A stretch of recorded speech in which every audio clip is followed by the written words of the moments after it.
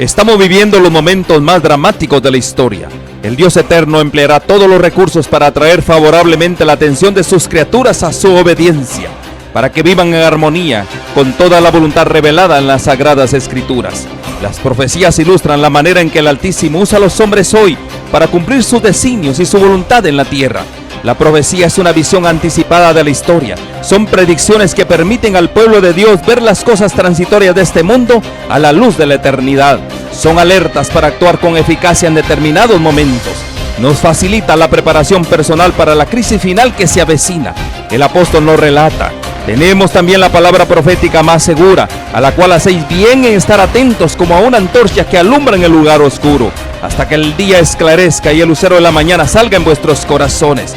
Y hoy, el Dios de los cielos quiere levantar a una generación que quiera vivir para Dios y que exponga los principios eternos de acuerdo con los cuales operan la sabiduría, el poder y su autoridad para el cumplimiento final de su propósito divino.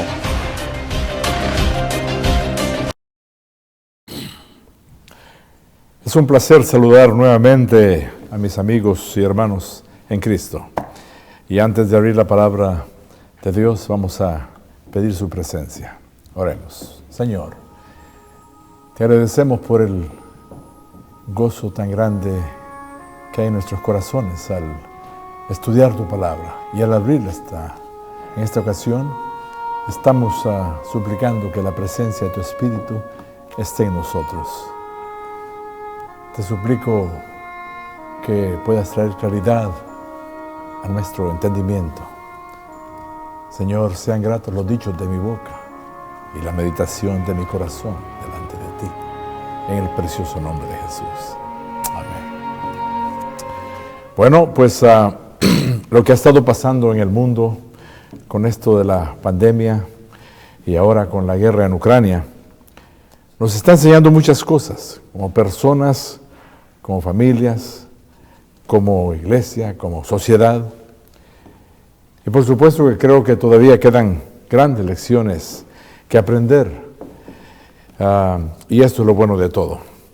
Estamos aprendiendo extraordinarias lecciones porque pues, es que hoy todo ha cambiado y sigue cambiando. El mundo ha cambiado, sigue cambiando, la vida está cambiando. El yo y el ego del mundo han estado de rodillas ante el coronavirus y sus variantes. Y luego ahora tenemos la amenaza de una tercera guerra mundial, tal vez con probabilidades de que se dé la guerra, tal vez con probabilidades como nunca.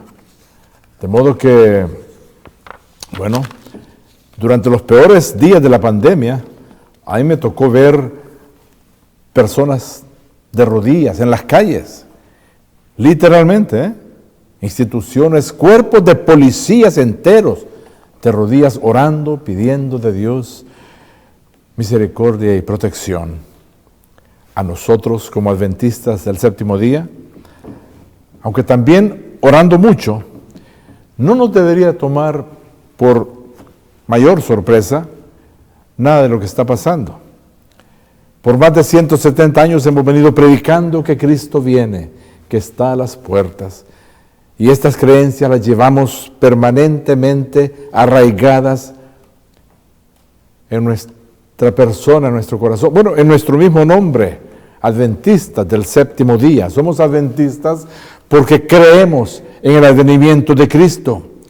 Y aunque esta verdad de la segunda venida la compartimos con otras denominaciones, nosotros sobre otras iglesias hemos recibido una luz especial y adicional a través del Espíritu de Profecía sobre detalles de cosas que van a suceder antes de que Jesús regrese. Por años hemos venido viendo cómo cada vez más la vida se ha venido poniendo más desafiante para todos. El sufrimiento y la violencia son cada vez más horrorosos y pareciera que siempre estamos a punto de una mayor conflagración. Los desastres naturales han sido cada vez más terribles y más destructivos. Los terroristas cada vez más llevando a cabo más atrocidades contra el ser humano. Y todo esto ha venido causando que nosotros cada vez más anhelemos el regreso de Jesús. Por eso la Biblia le llama la esperanza bienaventurada, de acuerdo a Tito 2:13. Y por eso digo que un estudiante del espíritu de profecía, un estudiante de la palabra de Dios, no puede estar tan sorprendido con esto del coronavirus, ni lo que está pasando en Ucrania. Pues nosotros sabemos que cosas como estas y aún peores tienen que pasar antes que Jesús regrese. ¿Ya hemos olvidado acaso de las plagas que van a caer sobre la tierra? Y si Cristo está pronto a volver, imagínense cuánto más cerca están las plagas. En Mateo 24, del 4 en adelante, se nos habla de desastres naturales, guerras y rumores de guerras, hambres, enfermedades que anuncian que el tiempo se acaba. Y en los últimos meses en particular, tal vez hoy en particular, nuestra atención está en el versículo 7 de Mateo 24, porque dice que se levantará nación contra nación y reino contra reino, y habrá pestes y hambres y terremotos en diferentes lugares. Pestes quiere decir epidemias contagiosas. A través de los últimos meses, no dudo que algunos de los que están al tanto de las noticias se podrían haber sentido un tanto abrumados y confundidos con tanta desgracia y dolor, que podrían haber pensado tal vez que ya esto se le fue de las manos al mismo Dios.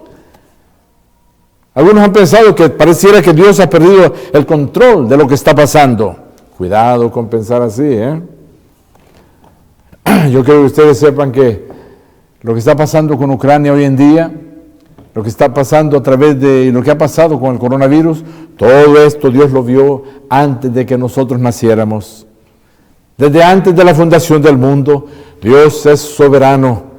Y como tal, Él está al control de todo, de la naturaleza, de las personas y de las circunstancias. Nuestro Dios reina en el cielo y en la tierra. Absolutamente nada pasa sin su permiso. Él pone reyes y los quita. Y es por eso que es inútil el guerrear contra los líderes que tenemos, porque Dios los puso allí. Y Él sabe por qué.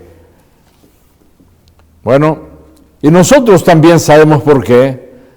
Porque es lo mejor para lo que Dios quiere hacer en favor de la salvación de la iglesia y el bienestar eterno de sus hijos, de su pueblo. Acuérdense, por ejemplo, que Faraón, quien en su momento fue el peor enemigo de Dios, Dios lo puso en el cargo.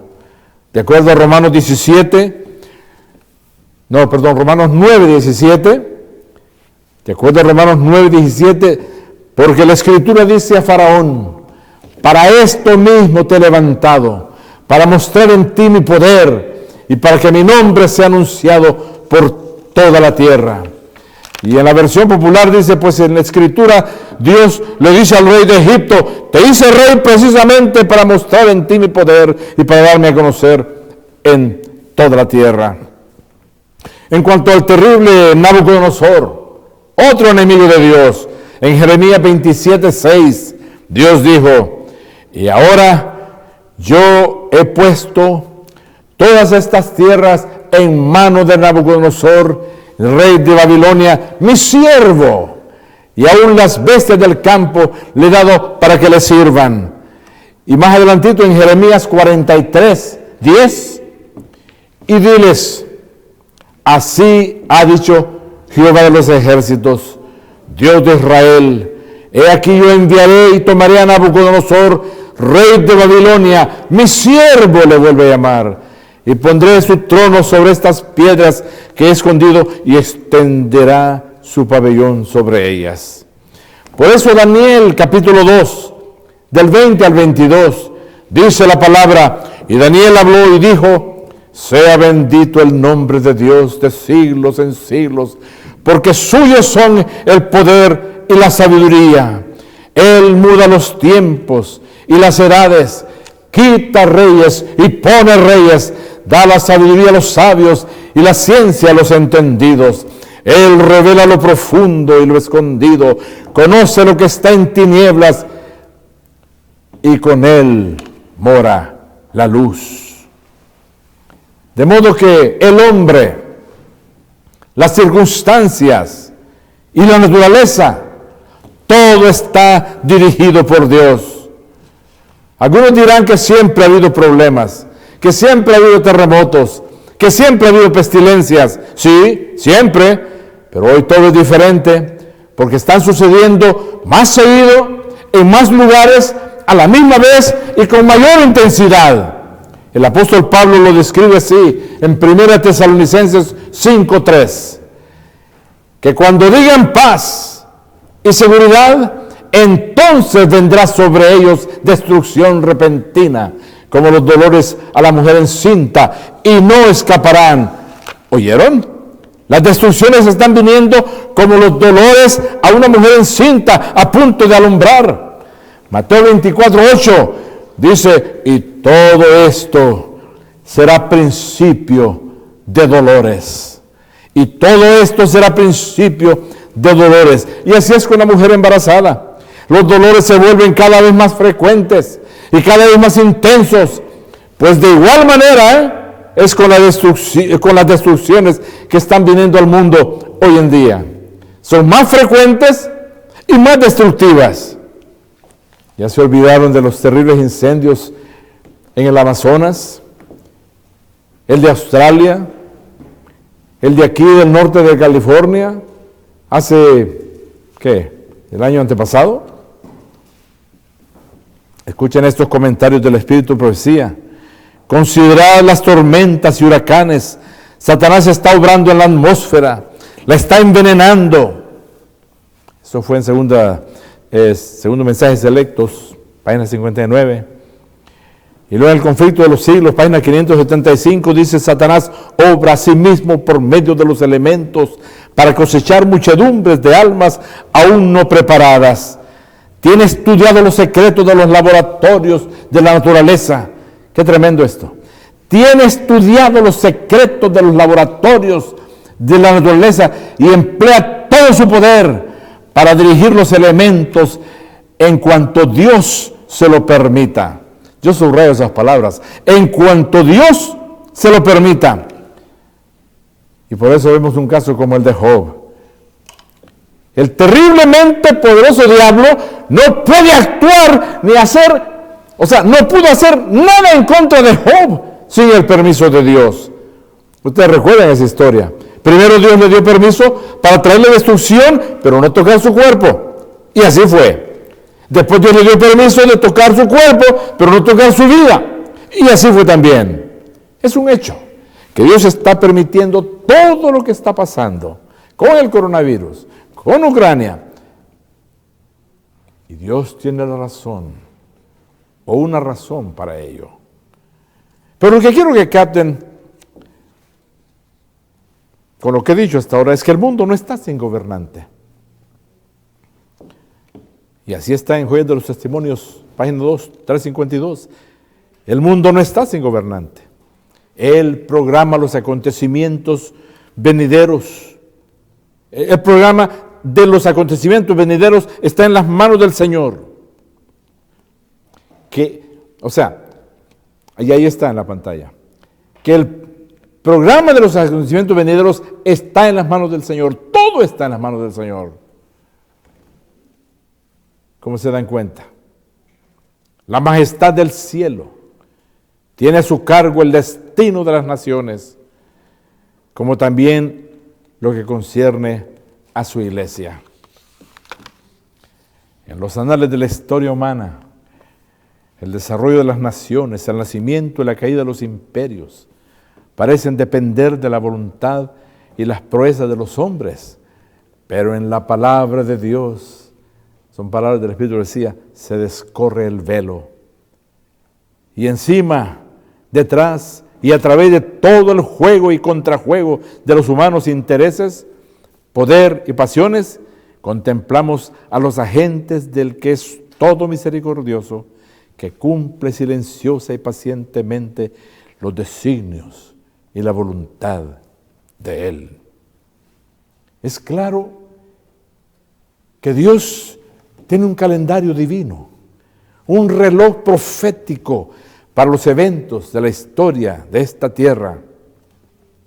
Y me encanta a mí la cita desde toda la gente, página 23, porque dice: pero como las estrellas en la vasta órbita de su derrotero señalado, los propósitos de Dios no conocen ni premura ni demora. ¡Qué extraordinario! Pero como las estrellas en la vasta órbita de su derrotero señalado, los propósitos de Dios no conocen premura ni demora. Dios nunca está demasiado temprano y nunca está tarde. Todo está de acuerdo a su reloj profético. Por ejemplo, Dios le dijo a Abraham que sus descendientes serían cautivos en una tierra extraña. Ahí en Génesis 15, 13 y 14. Entonces Jehová dijo a Abraham: ten por cierto que tu descendencia morará en tierra ajena, y será esclava ahí y será oprimida 400 años. Mas también a la nación a la cual servirán juzgaré yo, y después de esto saldrán con gran riqueza. Y lo que Dios dijo pasó tal cual, y se cumplió tal como Él lo dijo. Los descendientes de Abraham, Israel, llegaron a ser esclavos de Egipto. Pasaron luchas y dificultades terribles mientras estaban en Egipto, hasta que vino la hora del reloj de Dios, la hora que Él marcó el momento de su liberación. Y en Éxodo 12, 40 y 41, el tiempo que los hijos de Israel habitaron en Egipto fue 430 años. Y pasados los 430 años, en el mismo día, todas las huestes de Jehová salieron de la tierra de Egipto. Y esa frase, el mismo día, en el mismo día, indica que la liberación de Israel se dio a la misma hora precisa que Dios había preordenado. O sea que el reloj profético de Dios había marcado la hora para la liberación de Israel de Egipto. Israel luego entró en otro cautiverio. Por sus transgresiones contra Dios, Él permitió que su pueblo fuera derrocado por la nación de Babilonia. Ahí nuevamente Dios predijo cuánto tiempo serían llevados por el enemigo.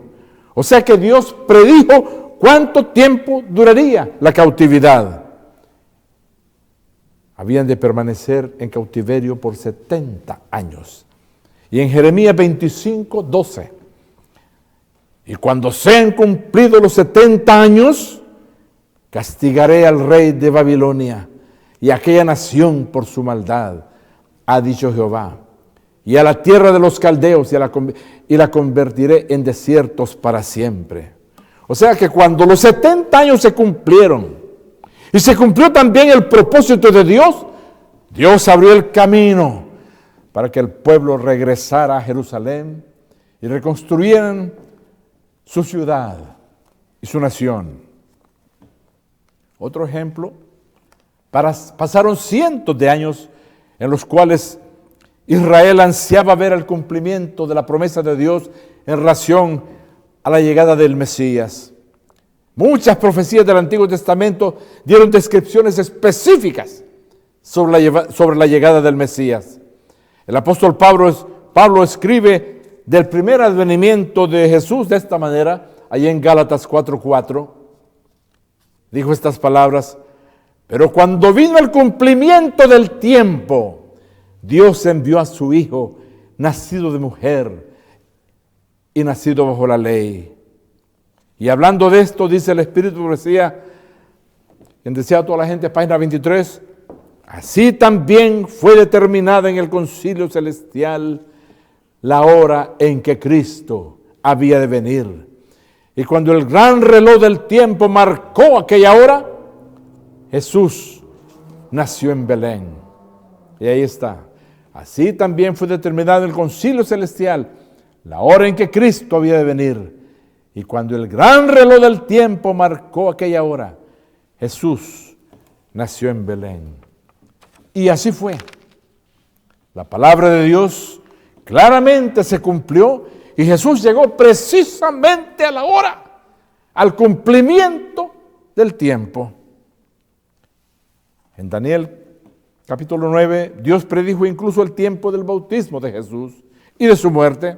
De modo que vemos a Dios teniendo un tiempo específico para todos los eventos en la historia de la tierra. Nada pasa en esta tierra por capricho de nadie o al azar.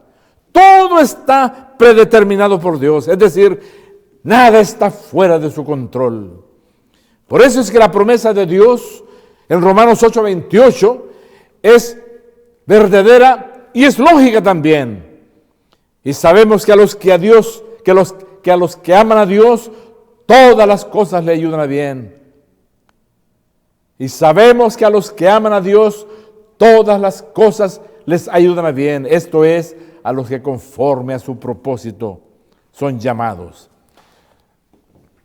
Mis amados, si todas las cosas no estuvieran bajo el control de Dios, créanme que el diablo se encargaría de que no todas las cosas obraran para nuestro bien.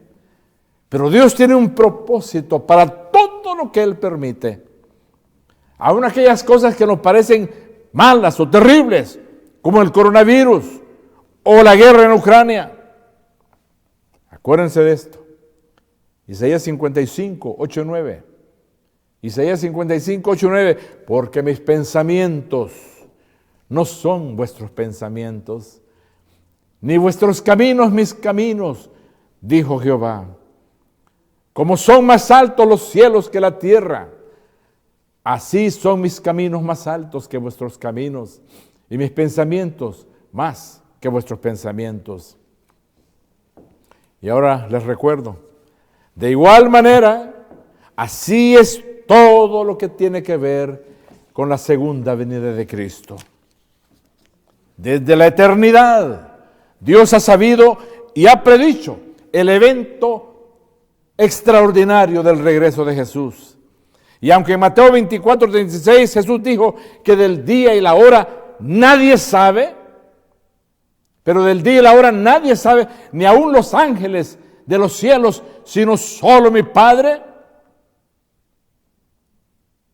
Tengamos la seguridad entonces de que el día y la hora es precisa en el calendario de Dios, tal como el Padre lo ha ordenado. Nadie sabe cuándo será ese día. Nadie sabe cuándo será esa hora. Lo que todos sí podemos saber es cuando está cerca. Y ahora veremos cuán cerca está. Como dice el himno, cerca está, a las puertas mismas, viene ya. Y lo importante de todo esto es que todo esto nos atañe, nos incumbe, nos corresponde a nosotros, porque hay algo que tiene que pasar con nosotros para que estemos listos para el regreso de Jesús, o para que estemos firmes, como dice Apocalipsis 6:17, cuando dice, porque el gran día de su ira ha llegado, ¿y quién podrá sostenerse en pie? ¿O quién podrá estar firme? Los adventistas cristianos que estén vivos cuando Cristo venga, y parece que eso seremos todos nosotros. Los adventistas del séptimo día que sean cristianos verdaderos entre nosotros, podremos estar firmes. Mientras que el mundo alrededor se esté haciendo pedazos y desmoronándose, mientras que a nuestro alrededor todo estará siendo destruido por el resplandor de la venida de Cristo, como lo dice en 2 Tesalonicenses, esta generación de cristianos es única, como ninguna en la historia del planeta. Hoy el reloj de Dios está marcando la hora cuando Él está llamando a esa clase de cristianos a la existencia. Nos está llamando a todos a salir del estado de la odisea en el que hemos estado viviendo por tanto tiempo. Y todo porque la noche se nos ha venido encima. Una tormenta se avecina. Cristo está a las puertas. Cristo viene. Y viene por una iglesia que no tenga mancha, ni arruga, ni cosa semejante. Es decir, el llamado de Dios es que seamos como Jesucristo mismo. ¿Y por qué es tan importante este llamado? Porque es la única manera de estar listos para el retorno de Jesús. El apóstol Juan nos dice en 1 de Juan 3:2, amados, ahora somos hijos de Dios y aún no se ha manifestado lo que hemos de ser, pero sabemos que cuando Él se manifieste, seremos semejantes a Él, porque le veremos tal como Él es. Por eso es que Él viene por una iglesia sin mancha, ni arruga, ni cosa semejante. Seremos igual a Él. Y esta es la generación de cristianos que Dios está llamando hoy a salir de la Odisea. La Odisea es la séptima iglesia de las 7 que se encuentran en Apocalipsis 2 y 3. Es una iglesia que se conoce por ser tibia, porque no es ni fría ni caliente. Nosotros hemos venido escuchando que un cristiano tibio es uno que está medio lleno de incredulidad y medio lleno de mucha devoción. Por un lado, frío o indiferente, y por otro, caliente, devoto y entregado. Pero Jesús siempre dijo que Jesús habló que en cuanto a los que le siguen a Él, no hay término medio. O le estamos siguiendo completamente o no. Incluso Él dijo que el que no está conmigo, contra mí está. No conocemos tal vez demasiado de los cristianos de la Odisea. Lo que sí sabemos es que de acuerdo a Jesús, eran muy creídos. Se creían mucho. Tenían muy alto concepto de ellos mismos. Se sentían autosuficientes. Y a propósito de esto, yo encuentro que demasiados cristianos se encuentran en una fase de negación en relación a su experiencia cristiana. Cuando hablamos de tibieza espiritual en la iglesia, la gente cree que se está hablando de otros y no de ellos. Cuando la Biblia dice en Apocalipsis 3, 15 al 17, yo conozco tus obras, que ni eres frío ni caliente. Ojalá fueses frío o caliente. Pero por cuanto eres tibio y no frío ni caliente, te vomitaré de mi boca. Está hablando de nosotros. Está hablando de nosotros. En el versículo 17, cuando dice, porque tú dices, yo soy rico y me he enriquecido y de ninguna cosa tengo necesidad, y no sabes que tú eres un desventurado, miserable, pobre, ciego y desnudo. Está hablando de nosotros. Es un problema de autocomplacencia el que tenemos. Nos sentimos cómodos con nuestra pobre situación espiritual y por eso no buscamos crecimiento. Por eso no oramos, porque nos sentimos autosuficientes, autocomplacientes e independientes. Sentimos que no necesitamos de nadie. Y a eso la Biblia le llama orgullo. Mi orgullo me hace pensar erróneamente que yo puedo solo. De vez en cuando, tal vez con la ayuda de Dios, pero muy de vez en cuando. Es mi orgullo el que me hace realmente no creer. Y me sospecho que algunos de ustedes tampoco creen. Lo que dice, por ejemplo, en Juan 15, 5, cuando Jesús dijo, sin mí nada podéis hacer. Yo soy la vid, vosotros los pámpanos. El que permanece en mí y yo en él, éste lleva mucho fruto, porque separado de mí, nada podéis hacer. ¿Creen ustedes eso? Lo creo yo.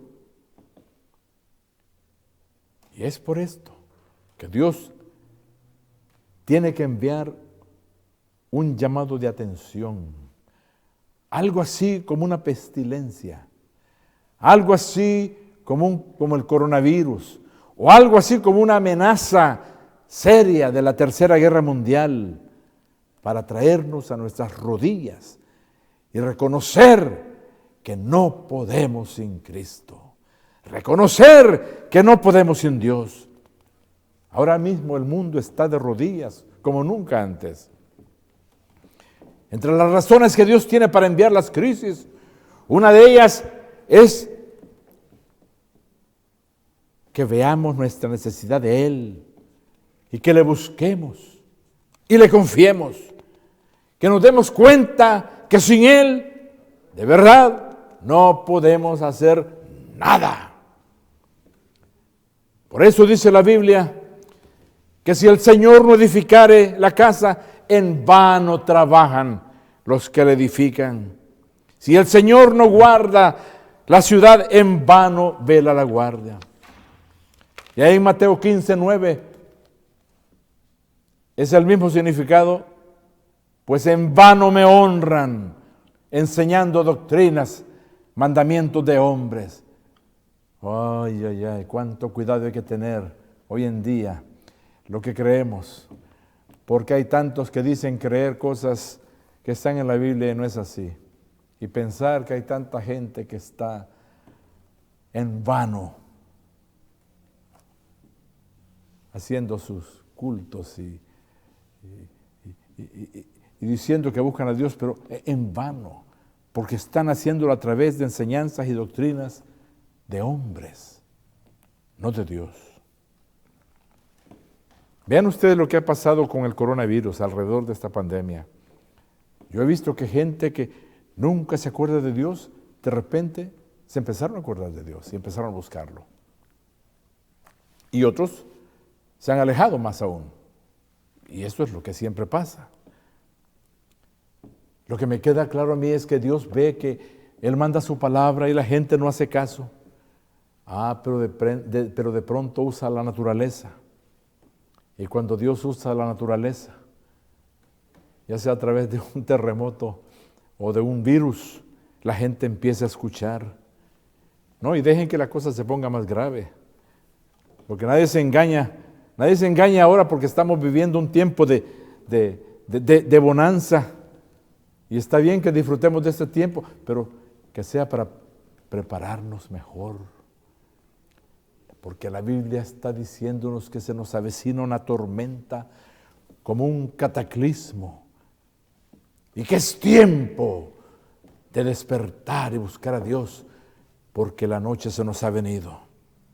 Y lo que Jesús dice es, yo te conozco, yo conozco tus obras, como lo que leímos recién, que no eres ni frío ni caliente. Ojalá fueses frío o caliente. Pero por cuanto eres tibio y no frío ni caliente, te vomitaré de mi boca. Lo que está diciendo Jesús es, decídete, deja la complacencia de sentirte bien, no siendo frío ni caliente. Es que, ¿saben qué? No ser ni frío ni caliente, pues es peor que ser nada. Perdón, es peor que ser tibio, porque es ser nada. Y es por eso que Jesús quiere vomitar de su boca al tibio, porque no es nada. Allí en el libro Nuestra elevada vocación, en la fecha diciembre 8, encontré estas palabras muy hermosas. La condición de muchos, de aquellos que pretenden ser hijos de Dios, está representada con exactitud por el mensaje dado a la iglesia, a la Odisea. ¿Captaron eso? La condición de muchos de aquellos que pretenden ser hijos de Dios está representada con exactitud por el mensaje dado a la iglesia de la Odisea. Ante aquellos que sirven a Dios, se han presentado verdades de valor inestimable, las cuales, si se llevan a la vida práctica, demuestran la diferencia entre aquellos que sirven a Dios y los que no les sirven. Los cristianos a medias son peores que los infieles, porque sus palabras engañosas, y sigo leyendo más abajito en la página, los cristianos a medias son peores que los infieles, porque sus palabras engañosas y su posición indecisa hacen que muchos se descarríen. El infiel muestra sus colores. Está un poquito más abajito en la página. El infiel muestra sus colores. El cristiano tibio engaña a las dos partes. No es un buen mundano, ni tampoco un buen cristiano. Satanás lo emplea para realizar una obra que nadie puede hacer. ¡Wow! ¡Qué terrible está esto! El cristiano tibio engaña a todo el mundo, porque ni es buen mundano ni es buen cristiano, pero quien lo tiene bien ocupado es Satanás, porque nadie puede hacer la obra que hace el cristiano tibio. Por lo tanto, Apocalipsis 3:16, pero por cuanto eres tibio y no frío ni caliente, te vomitaré de mi boca. Por eso el llamado de Dios a esta última generación, y lo hace con una severa advertencia, es que si no cambiamos yendo a Cristo, nos vomita. De modo que para empezar, el primer paso que hay que tomar es tomar en serio el llamado. Porque si no lo hacemos, Él nos vomita. ¿Por qué? Porque la condición de la Odisea afecta toda nuestra vida. No oramos, no hacemos ninguna obra de evangelización, somos irreverentes, no tomamos en serio la reforma pro salud, no diezmamos con fidelidad, no guardamos las extremidades del sábado, no queremos perdonar a quien nos ofende, tampoco vamos a pedir perdón a quien ofendemos, vivimos enojados, no tenemos paz, porque no tenemos una relación viva con Cristo. Lo que impera es el yo, el ego, el orgullo, eso sí, todo nos ofende. Hay tanta gente que mantiene una susceptibilidad espantosa. Un cristiano tibio no es ni sal ni luz, porque no es nada. Todo es pura apariencia, viviendo, negando la eficacia de la gracia de Dios. Los tibios son también los que representan las vírgenes fatuas de Mateo 25, del 1 al 12. Lo dice claramente el Espíritu Profecía. Esto salió en la Review and Herald el 19 de agosto de 1890. Dice, el estado de la iglesia representado por las vírgenes fatuas es el mismo del que se habla como el estado de la Odisea. Qué tremendo está eso, ¿eh? El estado de la iglesia representado por las vírgenes fatuas es el mismo del que se habla como el estado de la Odisea. De modo que las vírgenes sabias son como las que escucharon el mensaje de salir de la Odisea. Y la diferencia entre las dos, según la parábola, es el aceite extra que simboliza el Espíritu Santo. Las vírgenes sabias son las que recibieron la plenitud del Espíritu Santo que les permitió salir de Babilonia y llegar a ser como Jesús. Esas llegaron a entender la experiencia del bautismo del Espíritu Santo, que es la lluvia temprana, lo que les permitió recibir luego la tardía. La necesidad que nosotros tenemos de esto es la razón de por qué Jesús está llamando a la puerta en Apocalipsis 3:20, aquí yo estoy a la puerta y llamo. Es la única manera. He aquí yo estoy a la puerta y llamo, si alguno oye mi voz y abre la puerta, entraré a él y cenaré con él y él conmigo. Es la única manera de salir de la Odisea. Permitir que Jesús entre completamente a nuestro corazón. Y eso pasa a través de la recepción diaria del Espíritu Santo en nuestra vida. Necesitamos esto para estar preparados para la crisis de hoy y sobre todo para la tormenta que se nos avecina. Jesús viene a nosotros a través del Espíritu Santo y viene de verdad para estar en nosotros y con nosotros, como dice Juan 14, 16 al 18. Así es como Jesús vive en nosotros. Yo rogaré al Padre y os dará otro Consolador para que esté con vosotros para siempre. En 1 de Juan 3, 24, y el que guarda sus mandamientos permanece en Dios y Dios en él. Y en esto sabemos que Él permanece en nosotros por el Espíritu que nos ha dado. Las vírgenes fatuas modernas ignoran el llamado de Dios a recibir el Espíritu Santo. ¿Por qué? Porque piensan que están bien. Y así no se puede llegar a ser como Cristo. Y no podemos tener paz ante el coronavirus. No podemos tener paz ante los rumores de guerra. Porque la paz solamente viene de Cristo. Él es el príncipe de la paz. Y para recibirla tenemos que rendirnos ante Él. Primero, poniendo el yo a un lado. O en cuanto a esto, yo encontré una cita maravillosa en el discurso maestro de Jesucristo, en la página 19, dice, es el amor al yo lo que destruye nuestra paz.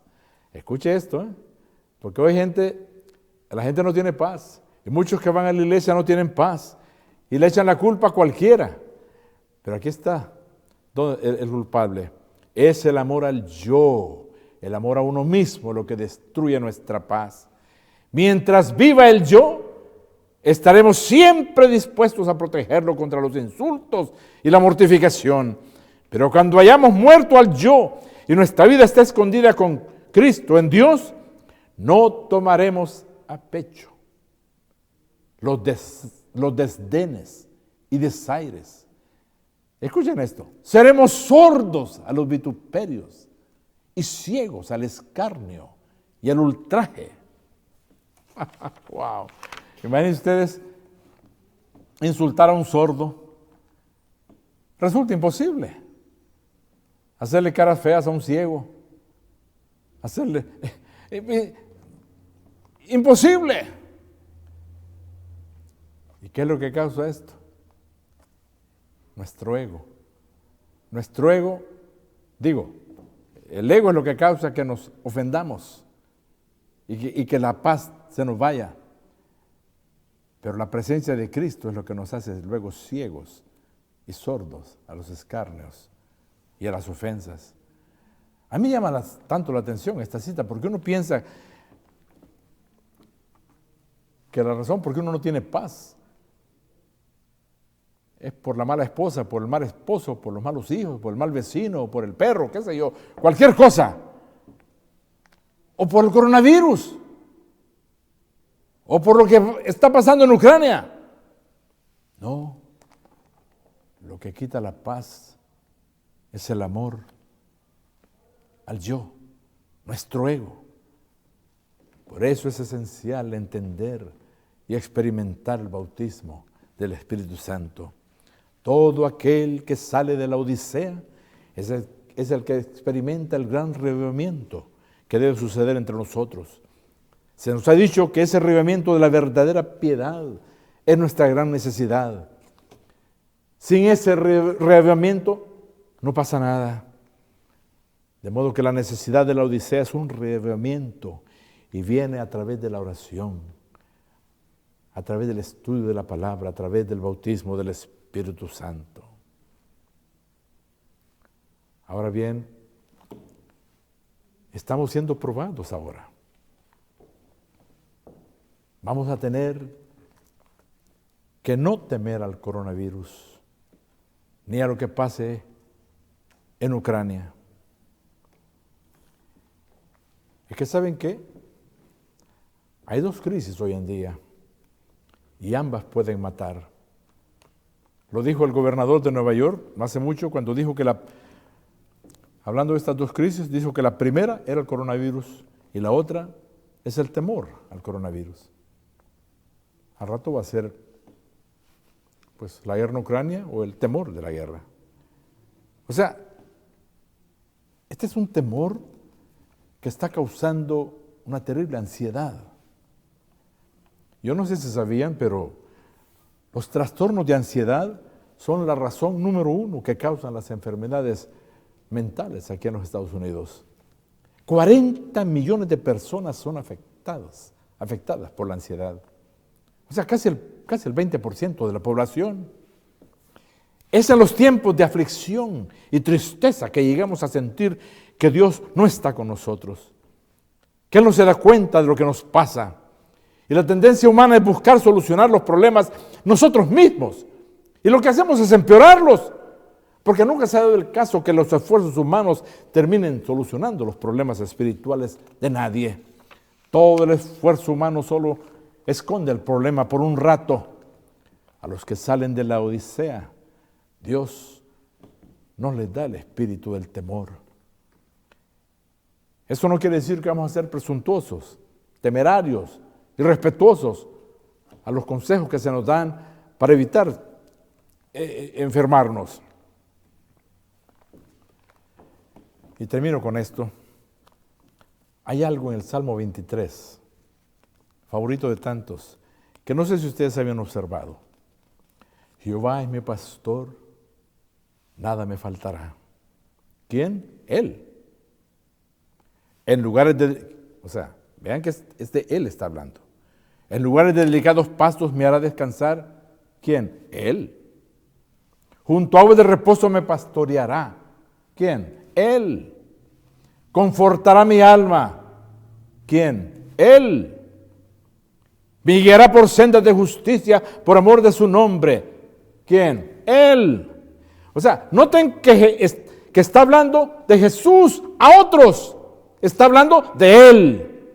Pero cuando viene la prueba, cuando estamos pasando como ahora, por valle de sombra y de muerte, ya no se trata de hablarle a otros, sino de hablar directamente con Él. Cuando dice, aunque ande en valle de sombra de muerte, no temeré mal alguno, porque tú estarás conmigo.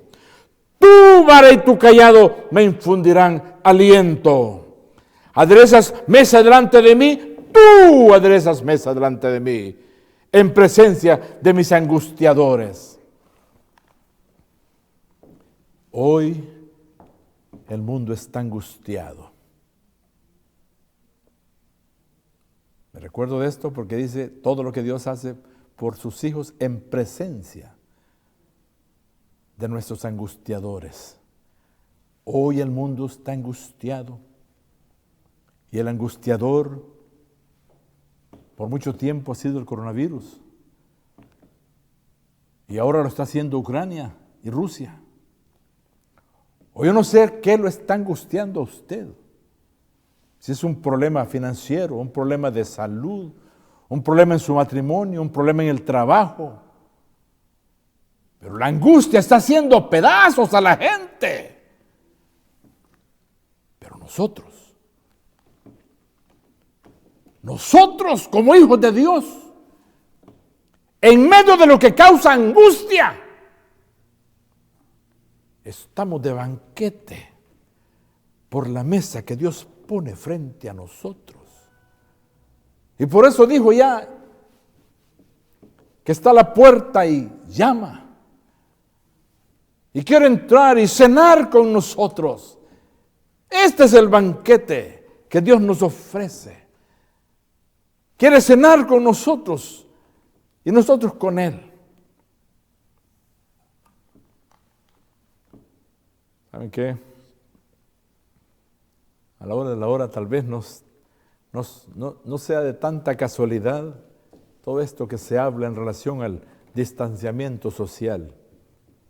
¿Cuánto sea? Yo recuerdo cuando escuché la primera vez el término, pero nunca lo había escuchado. Y puede ser que no sea casualidad. Puede ser que valga la pena distanciarnos un poco de tantos que nos toman tanto tiempo y aprovechar este distanciamiento para un acercamiento a Dios y para hablar con Él a solas. para cenar con Él y Él con nosotros. Esa comunión con Él es lo que nos sacará de la tibieza, de la odisea. Gloria a Dios, que podemos nosotros aprovechar y que Dios nos despierta a través de la naturaleza, nos despierta para empezar a tomar la comunión con Él como un ingrediente importantísimo en nuestro despertar espiritual, para que empecemos a buscar, hablar con Él y amistarnos con Él. Unges mi cabeza con aceite, mi copa está rebosando. Ciertamente tú unges mi cabeza con aceite, mi copa está rebosando. Ciertamente el bien y la misericordia me seguirán todos los días, y en la casa de Jehová moraré por largos días. Vale la pena, vale todo acercarnos a Dios, abrirle la puerta de nuestro corazón que Jesús está tocando. Vale la pena abrir nuestra mente, nuestro ser, nuestra alma a la presencia de Jesús, para que Él venga y nos alimente, para que Él venga y nos dé la fortaleza, la paz y todo lo que Jesús trae con Él, para que nosotros podamos alcanzar la tibieza que nos está caracterizando y entregarnos para ser calientes espiritualmente y prepararnos así para el regreso de Jesús. Oremos. Nuestro Padre, gracias por tu palabra, gracias por la invitación que nos haces, gracias porque hay oportunidad aún para que cualquier tibio se convierta y se vuelva caliente para tu gloria. Señor, danos la belleza de tener a Jesús en nuestra vida. Danos el gozo de tu salvación y que Jehová sea nuestro pastor, en el precioso nombre de Jesús. Gracias por acompañarnos. Hasta la próxima. Estamos viviendo los momentos más dramáticos de la historia. El Dios eterno empleará todos los recursos para atraer favorablemente la atención de sus criaturas a su obediencia, para que vivan en armonía con toda la voluntad revelada en las Sagradas Escrituras. Las profecías ilustran la manera en que el Altísimo usa a los hombres hoy para cumplir sus designios y su voluntad en la tierra.